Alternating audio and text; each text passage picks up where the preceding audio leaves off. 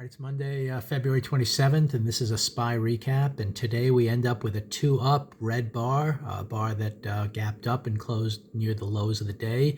And at the moment, looks like it's fulfilling the failure scenario that was pointed out pre-market. The failure scenario essentially was that we broke out of two inside bars to the downside with a big red bar last week. And even though we were gapping up to start this week, there's still likelihood we were going to take this weekly low out, being a big red bar. And if you look at the monthly chart, with now 1 day to go to the month, if this month ends up kind of looking like this for the most part, then the odds are you at least attempt to go lower into March a little bit. So that's why, even though today it was a big gap up and a potential signal to the upside, you were always on the lookout for the failure, given the bigger time frames, and that's the way you kind of put time frame continuity together. So anyway, in terms of then how things opened up, if we look at the 15-minute chart today, on the very first bar, you had a little bit of a sell-off. But like I said in the pre-market, I wasn't looking to actively sell right away. I wanted to watch it. And then it turned from red to green. So right in here, there was the possibility you were breaking above pre-market highs, that you were going to start up towards your next target, and you really wanted to watch that closely.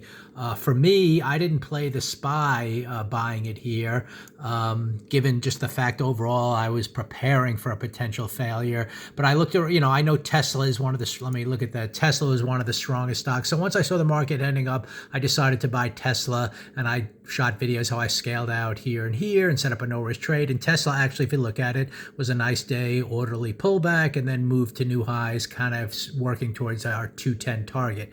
So that was the upward move. That was one of the stocks that were looking well. Others didn't do well. You can go around the board and see a lot of stocks that failed. Micron Technology went down.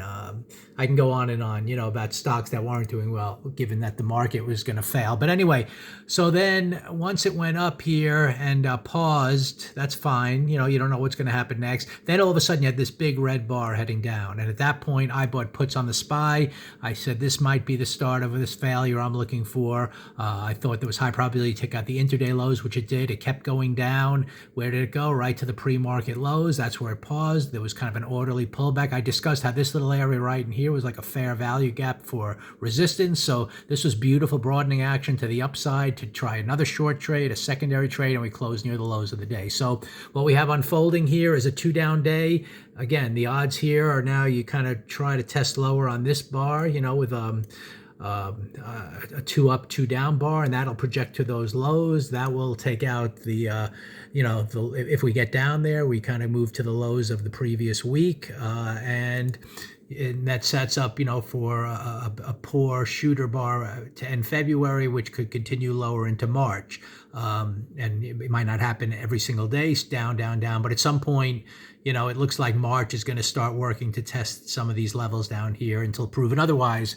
And mostly until like I've been saying all along, until the weekly chart turns up now, then I'm just biased to the downside. And at least now we have a reference point. We have the open. If I now move this line right to here, this is the open of the week. So as long as the rest of this week stays below that line in some form, whether you get a little bit of up movement to broaden out to on the shorter time frame to then start lower, I'm going to be biased to the downside. We might, we might just start right down right away tomorrow and start testing those lows. But whatever it is, you have a reference point to start the week now.